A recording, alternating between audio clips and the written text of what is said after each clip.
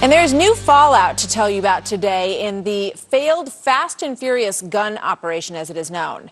In a stunning admission this week, the head of the ATF revealed to lawmakers that, yes, mistakes were made within the agency on this, and that it let Mexican drug gangs get their hands on those mistracked U.S. firearms, and indeed that one of those weapons may have led to the death of a U.S. border agent.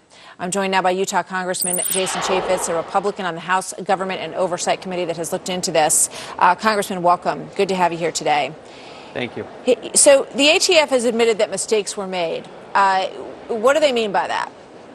Well, serious mistakes were made. We had nearly 2,000 weapons that were knowingly allowed to be purchased by straw purchasers and then let loose. And it's typically not the policy of the ATF to ever allow somebody to come in, purchase a gun for somebody else. That's against the law. And so you have 2,000 weapons that they knowingly let go into Mexico without informing or letting the Mexican officials know beforehand. I mean, imagine if they did that to us.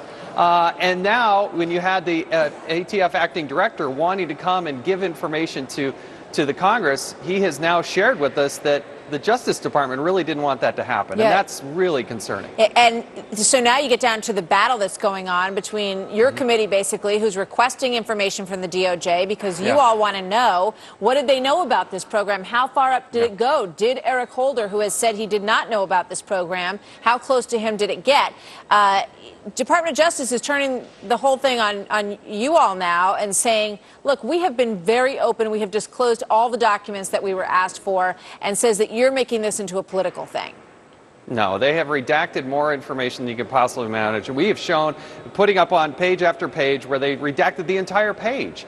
We have a role and a responsibility to conduct this investigation. Well, I think what we're finding is that there were very serious mistakes made. When I was in the Judiciary Committee, I actually questioned Eric Holder and asked him when did he know about this. And in May, he said he'd only known a couple of weeks ago, and yet there are memos going back into January. So there are still very serious questions. Do those memos show that they were sent to Eric Holder, or that they would have ever been in his hands? Well, I think that's one of the questions that moving forward. On March 25th, you had President Obama in a Univision interview say that mistakes might have been made, and yet the Attorney General said he didn't know about it until May. I find that very hard to believe. So those are questions that still need to be answered. Yeah. Now, Ken Melson, the head of the ATF, who was interviewed on the 4th of July and disclosed much of what we're talking about here.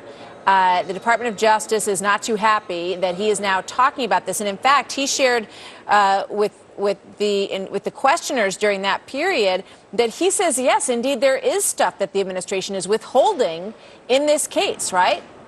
Well, that's the serious allegation, and that's the serious concern. That was from his point of view.